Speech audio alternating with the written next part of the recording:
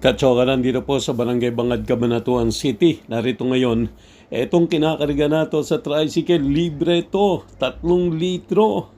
Yes, 3 litro to mga katsokaran. Ayan yung vlogger. Yan, si Lady Vlogger ng Tres Marias Vlog.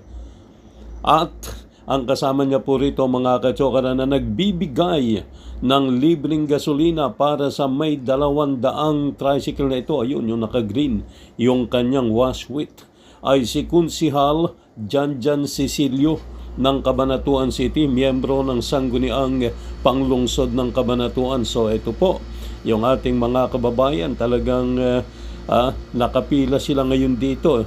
Kanina maliwaliwanag pa nung nagsimulang nagkarga. Pero eto po, tingnan nyo, madilim na ang paligid mga katsokaran.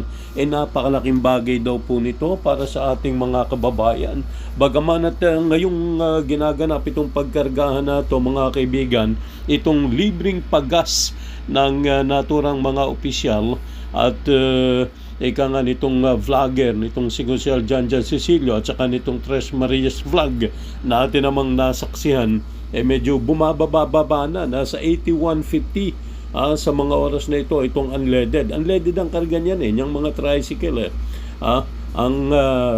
ang brand baga dito extra. Extra. So kahit paano, todo pasalamat naman yung ating mga kababayan, itong mga tricycle drivers, itong miyembro ng TODA, sapagkat sabi nila malaking bagay na to dahil yung 3 litro na yon ay halos 1 o 2 araw na nilang magagamit sa pamamasada. Gaano kainam yon? So sunod na araw, neto na sila mga katsokaran. Yung kikitain nila, neto na. Ito tingnan natin.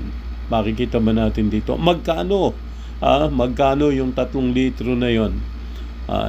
Eto, medyo masaya sila mga katsokaran. Talagang nagtiyaga na hinintay nitong ating mga kababayan, nitong mga driver. Tulong daw po sa kanila at malaking bagay para sa kanilang pamilya. Kaya sabi ngayon, sana naman may iba pang mga vlogger, sana may iba pang mga opisyal na personal na gagastos para tumulong ngayong krisis.